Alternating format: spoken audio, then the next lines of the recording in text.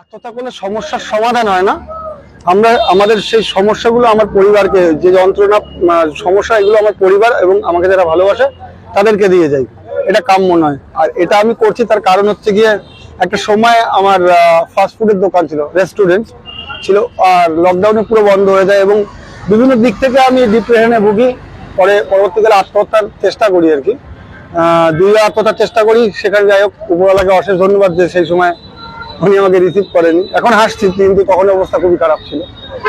আর তারপরে সাইকিয়াট্রিক ডাক্তারও দেখানো করে 3বার আমার কাউন্সেলিং করানো লাগে। এরপর আমার এক পাশের বাড়ির বোন আছে, তার যে হাজবেন্ড, উনি আমাকে বলছেন দাদা এরকম ঘরের ভিতরে পড়ে থাকলে প্রচন্ড সমস্যা হবে, আত্মহত্যার ইচ্ছা বারে বারে হবে, তো এগুলো না করে সাইকেলটা নিয়ে একটুখানি বাজারে একটুখানি এদিক ওদিক ঘুরে বেড়ালেও মন মানসিকতা একটু ভালো থাকবে, বাজারে বা একটু স্টেশনে। তো যেরকম কথা তেমন কাজ, আমি সাইকেলটা নিয়ে পরের দিনকে সকালে বেরোই। এরকম মানে প্রথম দিন প্রায় 23 কিলোমিটার সাইকেল চালাই, ভীষণ ভালো লাগলো ভেতর থেকে। এরপরে সাইকেলিং লোকালে চালাতে থাকি। একটা টাইমে আমি বাড়ি থেকে বেরোই। বাড়িতে থেকে বেরোনোর সময় তখন আমি পুরোপুরি মানে ঠিক না, আমার প্রচন্ড পরিমাণে ডিপ্রেশন ছিল, তখন ঠিক না। চলতে থাকি রাস্তায়, চলতে চলতে একটা টাইমে কয়েকটা স্টেট পার করার পরে নিউজেও আসতে থাকে এবং বিভিন্ন লোক জিজ্ঞাসা করতে থাকে কি পরিস্থিতি আমার মানসিক অবস্থার।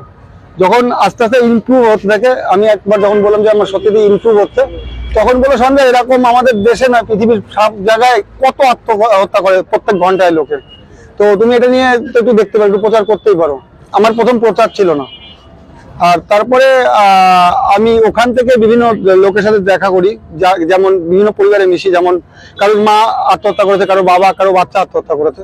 সেখানে গিয়ে দেখলাম যে যে রিজন নিয়ে তারা আত্মহত্যা করে, সেই মানে সমস্যা, সেই সমাধানটা কিন্তু হয় না, সাফার করে পরিবার। যেমন বাচ্চা আত্মহত্যা করলে তার মা বাবা প্রচন্ড পরিমাণে সাফার করে, যদি কোনো বাবা মারা যায় বা কোনো মা মারা যায়, তাই সেই পরিবারটার কি পরিস্থিতি হয়। এগুলো দেখার পরে আমি প্রথম শুরু করি যে আত্মহত্যা করলে যন্ত্রণা কম হয় না, এই যন্ত্রণা আমরা বিভিন্ন লোকের মধ্যে ছড়িয়ে দিয়ে যাই, এটা খুব খারাপ জিনিস।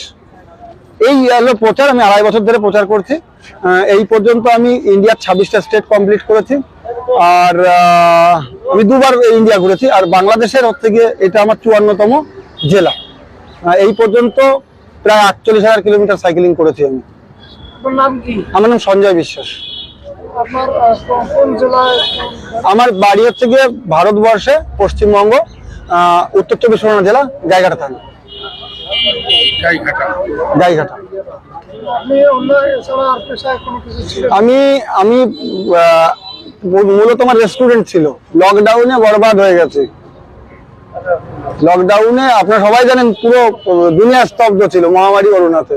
তো সেখানে শিকার আমিও হয়েছিলাম। আর তারপরে আত্মহত্যার চেষ্টা। এবং তার চেষ্টাটা করছিলেন কেন? কারণ আপনার ভিতরে যন্ত্রণাটা কি ছিল? 3টে রেস্টুরেন্ট শেষ হয়ে গেছে আমার লকডাউনে। আর আপনি কারণ কি কারণ বলবেন আর বলুন। এটা তো অর্থনৈতিক বিষয়টা, তো অর্থনৈতিক। আমার রেস্টুরেন্ট শেষ হয়ে গেছে। দুনিয়াতে বলেন তো, আপনি বলে দিন তো, এখন পয়সা নিয়ে আপনার পকেটে, আপনার বন্ধু বান্ধব কোথায় থাকে, আপনার আত্মীয় পরিজন কোথায় থাকে। আমি 3টে মাস পুরো ছিলাম আপনার লকডাউনে, সব তো স্তব্ধ ছিল, বেরোতে পারিনি। তো আমি উত্তরপ্রদেশে আমার দোকান ছিল, তো আমার ওখানে একাই থাকতে হয়েছিল 3টে মাস একা, পকেটে পয়সা নেই, এদিকে দোকান 3টে শেষ। মানে এর আগে একটা ঘটনার কারণে দোকান খারাপ হয়ে গেছিল, সেকেন্ডবার যখন চেষ্টা করলাম সেখানেও পুরো শেষ।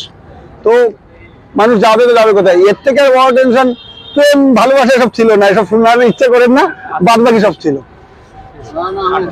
হ্যাঁ, আর্থিক দিক থেকে আমি নেপালে ঢুকবো, এখান থেকে লালমনিরহাটে নেপালের দিকে ঢুকবো, মানে শিলিগুড়ি থেকে নেপালের দিকে।